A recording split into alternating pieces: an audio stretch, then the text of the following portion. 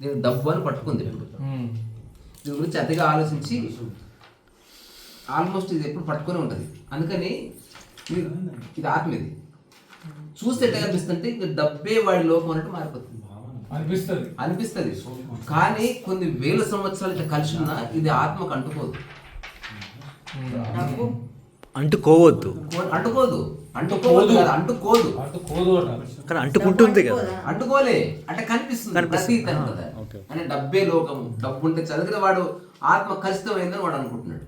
మళ్ళీ ఒకసారి ఎవరన్నా రైట్ పర్సన్ వస్తే ఇది వేరు చేసి చూపిస్తాడు. అంటే నీ ఒరిజినల్ లైఫ్కి, నీ ఆనందానికి దీనికి సంబంధం లేదురా. నువ్వేదైతే ఆనందం అనుభవిస్తున్నావో అది దీనివల్ల రాలేదురా గుట్లే, దీనివల్లనే అనుభవిస్తున్నావు అది. కానీ నువ్వు దీనిలో నుంచి డబ్బే దీనికి కారణం అనుకుంటున్నావు. ఒకసారి సపరేట్ చేసి చూడు, ఇది ఆనందం చెప్తా.